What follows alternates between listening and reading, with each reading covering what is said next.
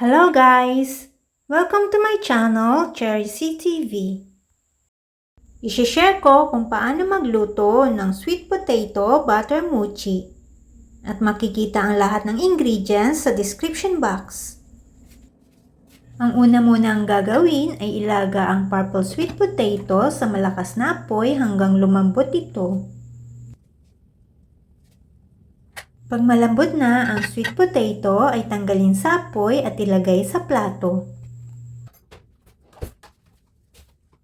I-mash o durug-durugin ang boiled sweet potato gamit ang tinidor. After mashing ay iset aside muna ito. Sa mixing bowl na may glutinous rice flour at konting salt ay ilagay ang sugar at baking powder saka haluin ito. Pagkatapos haluin ay ibuhos ang isang lata ng coconut milk. Isang lata ng evaporated o fresh milk. Ibuhos rin ang melted and salted butter. Maglagay ng vanilla extract at i-mix hanggang mawala ang mga buo-buong glutinous rice flour.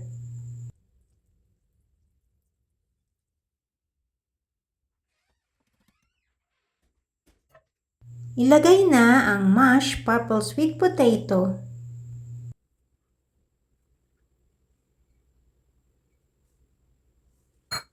Since na-mash na ito, ay muli itong durug-durugin at i-mix ito. Naglagay po ako ng OB flavoring para pandagdag ng kulay.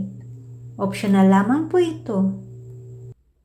Muli itong i-mix hanggang mag-combine ang white at ang violet.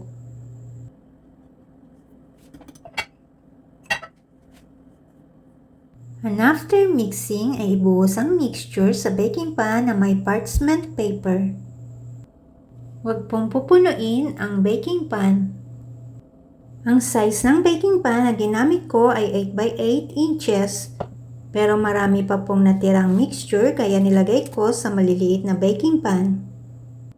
I-bake ito sa preheated oven 350 degrees Fahrenheit ng 1 oras o hanggang ang top nito ay maging golden brown. Pero yung mga nasa maliliit na baking pan ay i-bake lamang ito ng 30 to 45 minutes. And after baking, remove from oven and let it cool. Pag malamig na ito ay i-cut ng square size.